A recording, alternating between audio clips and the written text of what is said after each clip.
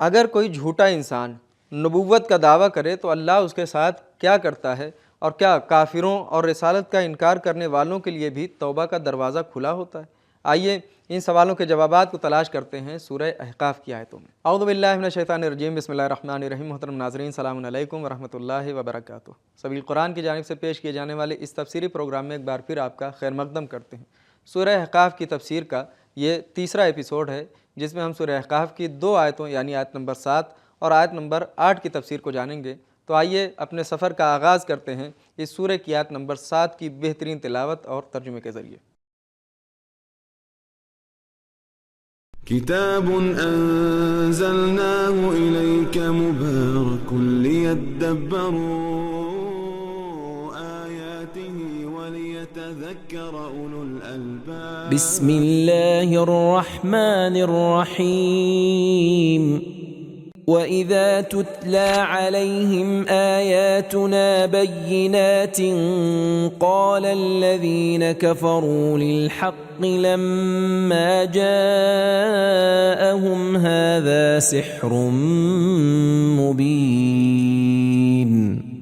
اور جب ہماری کھلی کھلی آیتیں ان کے سامنے پڑھی جاتی ہیں تو جو لوگ کافر ہیں حق کے بارے میں جب ان کے پاس آ چکا تو کہتے ہیں یہ تو صریحی جادو ہے۔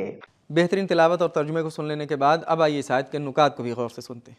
کتاب انزلناه الیک مبارک لیدبروا آیاته ولیتذکر۔ لفظ مبین انبیاء کے کلام اور معجزات کی غیر معمولی آثار کو بیان کر رہا ہے، اس طرح کی لوگ اسے جادو سمجھنے لگتے ہیں۔ قرآن مجید کی آیتوں کو سنتے وقت منکرین کے متعدد برتاؤ اور کلام ہوتے تھے۔ من جملہ نمبر 1، اس کو ہم پہلے سن چکے ہیں، اگر چاہیں تو بھی اس جیسی بات کہہ سکتے ہیں۔ اذا تتلی علیہم آیاتنا قالوا قد سمعنا لو نشاء لقلنا مثل هذا، سورہ انفال آیت نمبر 31۔ نمبر 2، وہ آیتیں جو بتوں کی نفی کرتی ہیں انہیں ہٹا دو تو ہم قرآن کو مان لیں گے۔ ائت بقرآن غیر ھذا او بدلہ، سورہ یونس آیت نمبر 15۔ نمبر 3، جو چیز اہم ہے وہ مال و دولت ہے اور کوئی چیز نہیں۔ قال الذین کفروا ای الفریقین خیر مقاما، سورہ مریم آیت نمبر 73۔ نمبر 4، تکبر کے ساتھ منہ پھیر لیتے تھے۔ قد کانت آیاتی تتلی علیکم فکنتم علی اعقابکم تنکسون، سورہ مومنون آیت نمبر 66۔ نمبر 5، اس کو جھٹلاتے تھے۔ الم تکن آیاتی تتلی علیکم فکنتم بہا تکذبون، سورہ مومنون آیت نمبر 105۔ نمبر 6، اندھے اور بہرے بن جاتے تھے۔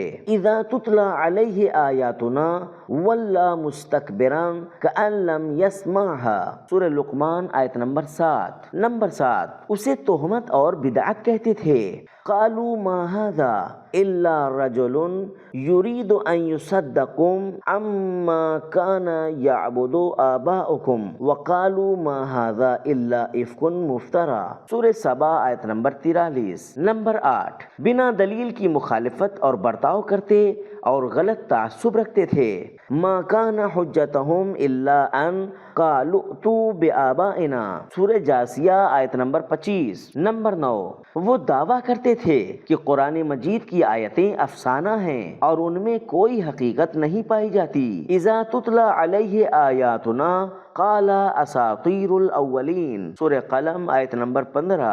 نمبر 10، اللہ کے پیغام اور اس کے پیغمبر کو جادو اور جادوگر کہتے تھے۔ قال الذین کفروا للحق لما جاءہم ھذا سحر مبین، سورہ احقاف آیت نمبر 7۔ نکات کو سن لینے کے بعد اب آئیے سورہ احقاف کی آیت نمبر 7 کے پیغامات کو بھی جانتے ہیں۔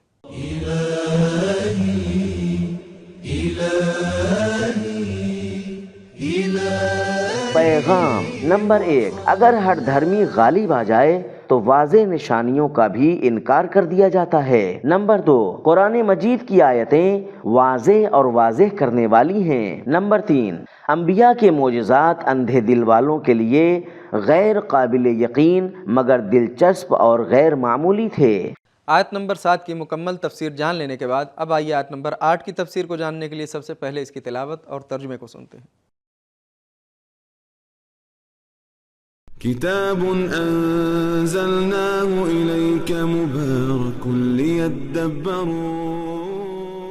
آياته وليتذكر أولو الألباب بسم الله الرحمن الرحيم أم يقولون افتراه قل إن افتريته فلا تملكون لي من الله شيئا هو أعلم بما تفيضون فيه كفى به شهيدا بيني وبينكم وهو الغفور الرحيم کیا یہ کہتے ہیں کہ اس نے اس کو خود گڑھ لیا ہے؟ تو اے رسول تم کہہ دو کہ اگر میں اس کو اپنے جی سے گڑھ لیتا تو تم خدا کے سامنے میرے کچھ کام نہ آؤ گے۔ جو باتیں تم لوگ اس کے بارے میں کرتے رہتے ہو وہ خوب جانتا ہے۔ میرے اور تمہارے درمیان وہی گواہی کو کافی ہے اور وہی بڑا بخشنے والا مہربان ہے۔ تلاوت اور ترجمے کو سن لینے کے بعد اب آیات نمبر 8 کے نکات کو بھی غور سے سن لیتے ہیں۔ كتاب أنزلناه إليك مبارك ليدبروا آياته وليتذكر تفیضون اضافہ سے بنا ہے جس کا معنی داخل ہونا اور طغیان ہے۔ اگر کوئی جھوٹا نبوت کا دعویٰ کرے تو اللہ کے ذمے ہے کہ اس کو رسوا کرے اور کوئی بھی اس کو رسوا ہونے سے بچا نہیں سکتا اور اللہ کے سامنے اس کا دفاع نہیں کر سکتا۔ نکات کو سن لینے کے بعد اب آئیے دیکھتے ہیں کہ سورہ احقاف کی آیت نمبر 8 ہمیں کیا پیغامات دیتی ہے۔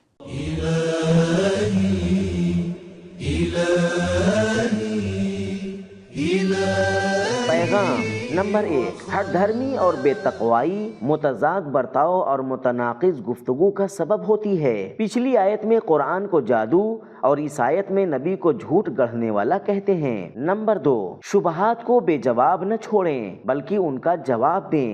نمبر 3، اللہ پر بہتان باندھنے کا نتیجہ ایسی سزا اور ہلاکت ہے کہ جس کو کوئی چیز روک نہیں سکتی۔ نمبر 4، دشمن جو بھی بات کہتا ہے اس کا مقصد فساد ہوتا ہے۔ نمبر 5، اللہ کے حاضر ہونے کا ایمان گناہ سے بچنے کا بہترین وسیلہ بھی ہو سکتا ہے اور اہل ایمان کا سہارا اور امید بھی۔ نمبر 6، تربیت کرنے میں درمیانی راستہ اختیار کریں اور ڈر اور امید دونوں کو ایک ساتھ بیان کریں۔ طاقت کی اہمیت تب ہے جب وہ محبت کے ساتھ ہو۔ نمبر 8، کافروں اور رسالت کا انکار کرنے والوں کے لیے بھی توبہ کا راستہ کھلا ہے۔ تو محترم ناظرین، ہم نے سورہ احقاف کی آیت نمبر 8 تک کی تفسیر کو جان لیا اور ساتھ ہی اپنے سوالوں کے جوابات بھی جان لی۔ تو ہمارے پہلے سوال کا جواب یہ تھا کہ اگر کوئی جھوٹا انسان نبوت کا دعویٰ کرے تو اللہ کی ذمہ داری ہے کہ اسے رسوا کرے اور اسے رسوا ہونے سے کوئی بھی انسان بچا نہیں سکتا۔ اور ہمارے دوسرے سوال کا جواب یہ تھا کہ کافروں اور رسالت کا انکار کرنے والوں کے لیے بھی توبہ کا دروازہ کھلا ہے۔ تو یہ تھے ہمارے سوالوں کے جوابات۔ ملتے ہیں اگلے ایپیسوڈ میں، تب تک کے لیے شکریہ۔ خدا حافظ۔ سبیل قرآن، قرآنی سماج کی پہچان۔